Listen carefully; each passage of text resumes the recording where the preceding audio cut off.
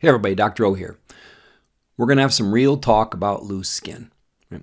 Losing weight and reclaiming your health is one of the most amazing feelings in the world, but not all that glitters is gold. Right? Some people who lose a significant amount of weight end up having to deal with a lot of loose skin. Right? And loose skin is a common frustration for people who have lost a lot of weight. It is also a major fear for people who are considering weight loss. Right? I've actually been surprised by the fact that I get more questions about loose skin than any other topic. Right? I receive a lot of questions about a lot of things, but honestly, the number one question I get is about loose skin. So I'm going to cover the science behind loose skin in this video, as well as science-backed strategies to minimize loose skin or avoid it altogether in the rest of this series. But let me speak from the heart first. There's a reason that it's taken me a while to get to this. Many people are so afraid of loose skin that they don't start a weight loss program at all, right? If that is how you feel, then you are the reason I finally made this video after dozens of people have asked me to. I want you to feel confident that you can control the amount of loose skin that you end up with along your weight loss journey. But I also want to put loose skin into the correct context. I have some loose skin. Right, I lost 180 pounds of fat in 365 days. Right, some loose skin was inevitable, but I don't have near as much as I expected, and I have less and less of it as time goes on. Right, people that meet me now are actually shocked that I used to weigh 414 pounds because I don't show many signs of it. Like these here are the pictures of, if you go to the college that I teach at, these are the pictures that were on the wall, and they had to, I had to get a new picture because nobody recognized me anymore. I will share everything that I did and continue to do to minimize loose skin on this video series. But I'm not trying to promise you a miracle. Right? The loose skin that I do have doesn't impact my life in any way. There's no skin irritation, no impact on physical activity at all. Let's start by talking about the best way to never get loose skin. Right? I need to be real with you here for a minute. I will share loads of ways to reduce loose skin in this series, but there is only one guaranteed way to not get loose skin, and that's to stay fat, right? This guy here didn't have to worry about loose skin at all, but he did have to worry about dying before the age of 55, leaving his wife without a husband, leaving his kids without a dad, right? That had to be my priority, right? I wear the loose skin that I do have as a badge of honor, right? I would much rather have some loose skin than 200 pounds of extra fat on my body. So listen, I am not trying to downplay your concerns one bit, right? Your concerns and your fears are valid, but loose skin won't kill you. Being obese will, right? So please take that to heart and know that it truly does come from a place of love. So here's how I think about it personally, right? I take my walks and I think about things, and I kind of made this story up in my head, or this example. Right, not losing weight because you're worried about loose skin is kind of like not wanting to win the lottery because you're worried about having to pay taxes on it, right? It may not be ideal, but you're still in a much better place, right? So just like with weight loss and loose skin, it may not be ideal, but you're still way better off with some loose skin, and I'm going to try to show you how to minimize it, than dealing with obesity and metabolic disease. Right? And if you really don't want to win the lottery, you can feel free to pass those winnings on to me if you ever happen into it. I want you to celebrate every step of your weight loss journey. Right? It breaks my heart that people are sad about loose skin rather than proud that all of their hard work has finally paid off. Right? If that is you, I am proud of you. I know how hard you've worked. I know the work you put in because I've put it in myself. I've been right alongside you the whole time. So now let's see what we can do about loose skin together. Okay.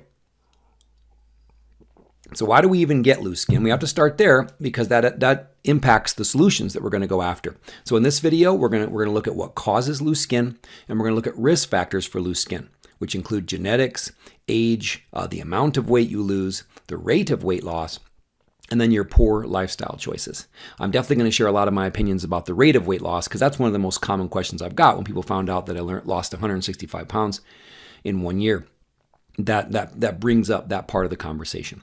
So I'm going to share several important tips to decrease loose skin in this video, but parts 2 and 3 are going to be where the real magic lies, right? I'll cover the role that exercise and autophagy from fasting play in reducing loose skin in part 2, and then I'll cover collagen and other important skin nutrients in part 3. So please reach out though. I say that all the time, but I really want you to tell me any questions you have about loose skin, or are there any specific treatments that you want me to address, right? Things like red light therapy, skin brushing, etc. I want to know what questions you have because then I'll add that to the videos coming up, right? So I won't finish this video series until I've answered all of your questions and dealt with all your concerns. Okay. Why do we get loose skin? So here's a picture from the OpenStax Anatomy and Physiology textbook that I teach from, but don't worry, there won't be a test, right? This is skin, right? The skin you see on the outside is called the epidermis. The dermis is what connects the skin that you see to the rest of your body. It's a mesh of fibers, as you can see from that picture, made of collagen and elastin. So collagen, which makes up about 80% of your skin structure, that's what provides firmness and strength. Elastin, like the name implies, provides elasticity and helps keep your skin tight. So what's elasticity? Just elasticity is when something stretches out and then recoils and returns to its normal shape. So we're hoping that our skin is elastic. Loose skin is plastic. So plastic is when you change the shape of something and it deforms. So we want to make sure our skin is as elastic as possible. Our skin stretches when we gain weight, just like filling up a balloon with extra air. Right? This stretching weakens and damages these collagen and elastin fibers. The skin then has a hard time bouncing back easily after a significant weight loss. The elastic tissue has lost some of its elasticity. Right? Think about an old pair of underwear. My wife probably doesn't want me sharing this, but think about an old pair of underwear that's lost its elasticity. So either if you've worn a pair of underwear for a long period of time or you've lost weight, right? Your underwear just won't snap back like they used to. Right? My wife hates when this happens. That's why my favorite underwear have always disappeared, right? Especially during my weight loss journey. Once they get a little stretchy, I think I've just broken them in. I really like them, but that's when they disappear because they've lost some of their elasticity, right? So your favorite underwear can't snap back when you get smaller, which is why you have to buy new underwear or buy a smaller size. This is the same reason why you might get loose skin with weight loss if it doesn't snap back like you want it to. Let's look at some of the science here. What does the science have to say? Image analyzer study of the skin in patients with morbid obesity and massive weight loss. So in this one, they took skin biopsies from 30 patients. And here's a quote. Collagen was significantly thinner in the massive weight loss group in both the papillary and reticular dermis. Those are just the two layers of the dermis. Don't worry about it. And significantly less dense in reticular dermis with damage to the elastic fiber network. So what's that saying in English, right? Thinner collagen, damaged elastin, the two compounds we need to keep our skin tight and elastic. This thinning of the collagen and damage to this elastin network can leave your skin looking like crumpled up tissue paper, right? And that's how people describe loose skin. Now let's move on. Let's look at some of the risk factors that should make you more concerned about avoiding loose skin as you lose weight. So what are your chances of having loose skin at the end of your weight loss journey? Number one, loose skin risk factor is genetics, right? Not everyone who loses weight will experience loose skin, just like not everyone who gains weight will have stretch marks, right? That's because there is a genetic component we can't control. Some people are blessed with really nice elastic skin and others are not. But we can't pick our parents, right? But if the people in your family who have lost weight ended up with a lot of loose skin, you are at a higher risk yourself. But I don't focus on what I can't control, right? Let's try to focus on what we can. Pardon me. All right. This is also why I can't tell you that what worked for me will work for you, right? Some people do everything right and end up with loose skin. Some people do everything wrong and don't have any loose skin at all, right? So genetics do play a big role. So all that I can do is point you down the most science-backed path that I can find. All right, number two, loose skin risk factor is age, right? Simply put, young skin bounces back better than old skin. Right? Your body produces less collagen as you get older. We produce about 1% less collagen in our skin every year after the age of 20. This means that we've lost about 25% of our skin's collagen by the age of 50. This makes loose skin more likely, right? We'll also talk about how stimulating autophagy is even more important as we age, since our older cells have more damage and debris. Our cleanup crew has more cleaning to do. Right, but the good news is autophagy works just fine in older skin as long as you know how to actually trigger it. Another study, What does science say here? Role of age-associated alterations of the dermal extracellular matrix microenvironment in human skin aging. A mini review. This is a review. So a quote, during aging, dermal collagen fibrils undergo progressive loss and fragmentation, leading to thin and structurally weakened skin. So this is why our skin gets worse with age. But age is another factor that we can't control, right? We can't choose our parents and we don't have a time machine. But we work with what we have, right? The best time to start losing weight for me and maybe for you was 20 years ago, 30 years ago. But the second best time was the day that I actually started, right? 2.5 years ago. So we can't control it, but we're going to live with it and we're going to deal with it. The next loose skin risk factor is the amount of weight loss. This also makes sense. The more weight you have to lose, the greater the amount of loose skin you can potentially expect, right? Your skin has to stretch and adapt when you gain weight. The more stretching has occurred, the harder it will be for your skin to snap back. Another study, skin changes after bariatric surgery. So this would involve rapid weight loss as well as a large amount of weight loss. Recent studies demonstrated that major weight loss is associated with damage in some components of the cutaneous, meaning skin, extracellular matrix, particularly elastin fibers and collagen, which lead to higher rates of complications and poorer aesthetic results, which is what they're talking about there with loose skin. So we keep hearing collagen, elastin, collagen, elastin. Well, that's why we're talking about it, because in the solution videos, we're going to talk about how can we improve collagen and elastin formation and function. Another loose skin risk factor is the rate of weight loss, right? So finally, we have one that we can control. Rapid weight loss puts you at increased risk of loose skin. Right? One problem with losing weight quickly is it doesn't give your skin enough time to contract back to its original shape. It takes time for your collagen and elastin fibers to snap back and return to the normal shape, if they're going to at all.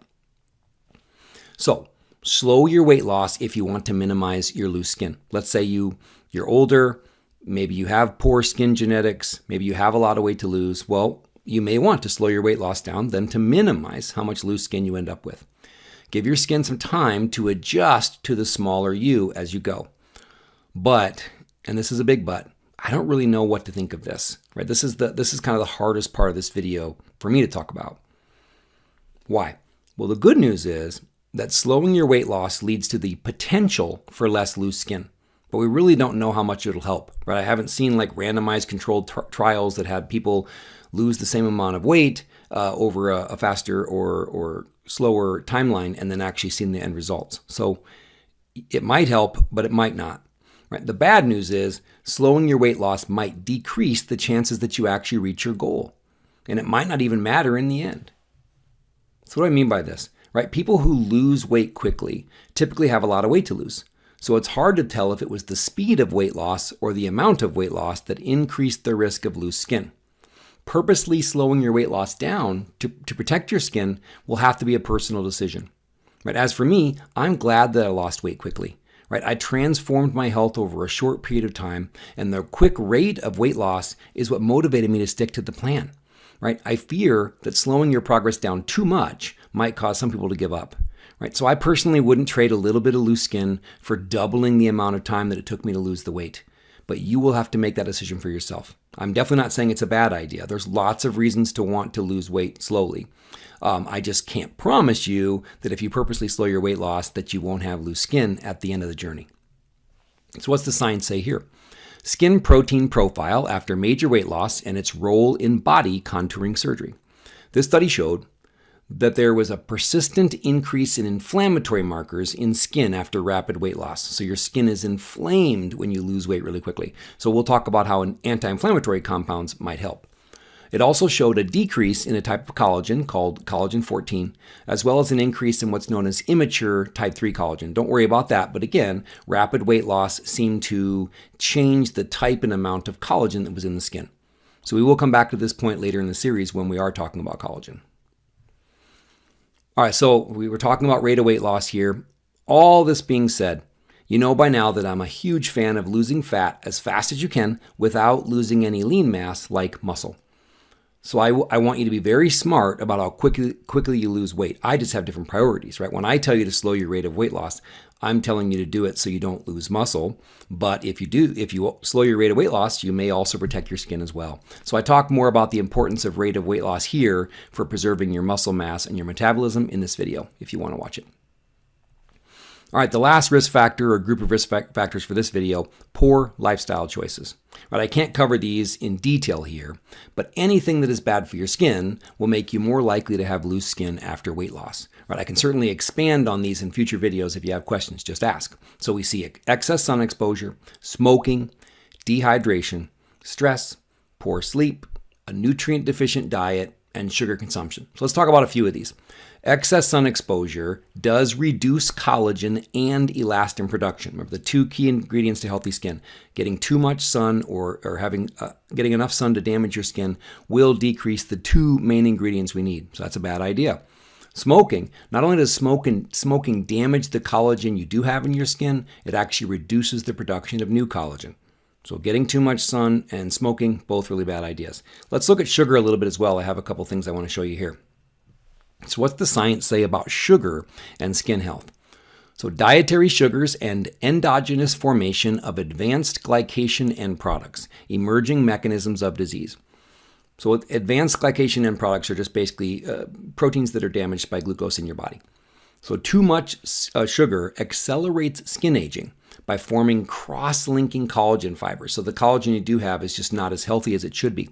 Cross-linking prevents your skin from properly regenerating, which is what we're trying to do. We're trying to regenerate more elastic, tighter skin as we lose weight. So here's a quote.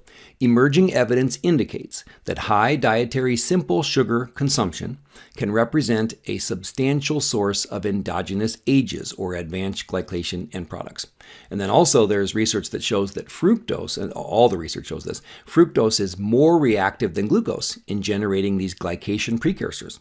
So a diet high in sugar, like table sugar, which is glucose and fructose, or a diet high in high fructose corn syrup could actually accelerate this problem, this accelerated skin aging. Another one, advanced glycation end products in the skin, molecular mechanisms, methods of measurement, and inhibitory pathways. So let me read a quote, and then I'm going to tell you my favorite story to kind of explain this glycation damage. So advanced glycation end products easily accumulate in the extracellular matrix of the dermis, changing the balance between the synthesis and degradation of the extracellular matrix and ultimately leading to impaired skin homeostasis. Again, we want to break down old skin, synthesize new skin. Advanced glycation end products get in the way. All right. Throat's still a little dry from the guinea pig, I think. What's the most famous example? So if you're wondering what is this? Well, if you've ever gone to the doctor and had your hemoglobin A1C tested, that's actually a test of glycation, right? So the most famous example of glycation damage is the damage that your red blood cells are undergoing because of the glucose or sugar in your blood, right? So the higher your hemoglobin A1C, the more glycation damage these cells have actually taken. So they can look at your red blood cells and look at how damaged they are because of glucose, and they can estimate what your average blood sugar has been over the last couple months. So my grandfather, this is the story I tell my students in the classroom. My grandfather was a bomber pilot during World War II, and he flew some pretty scary missions in Romania at the Ploesti oil fields. So he would go out and fly, and they would take damage, then they would come back. Basically, you could estimate how bad of a fight it was by looking at how much damage my grandfather's bomber had taken. So it's the same thing, looking at your red blood cells and looking at how much damage they're taking and knowing what the average blood sugar has been. So glycation is bad, and having too many of these advanced glycation end products also bad. So if you clean up your diet, you'll improve your skin health. We'll talk a lot more about nutrition in part 3. Okay, so now we know why we get loose skin, and we know who's most likely to have extra loose skin, but what do we actually do about it? Right, so I want to talk about what I did to minimize loose skin while I lost 165 pounds in a year in the rest of this series. So I'm super excited about it. But in the next video, this will be the main one, right? The most common questions I get and the most common answers that I give are about autophagy when it comes to loose skin. So in the next video, we're going to focus on how autophagy allows our body's cleaning crews to remove damaged proteins that interfere with our skin's ability to regenerate and tighten up and snap back. I'll also cover the importance of adding muscle to fill in the skin that fat has left behind. Then in part 3, we'll cover the importance of feeding your skin the nutrients that it needs to tighten up and heal. We'll talk about quite a few of them, but collagen will be the really big one. Then part 4, we'll cover other miscellaneous things that I've tried, as well as things I'm doing now to continue to improve my skin moving forward. So please ask questions. I want to leave no stone unturned because I know this is an important topic to many of you based on how many conversations I've had with you about it. So I want to know all your questions and concerns so I can help answer them. All right, I hope this video helped. I hope that this whole series helps you feel better about your weight loss journey because that's what I really care about. So you have a wonderful day. Be blessed.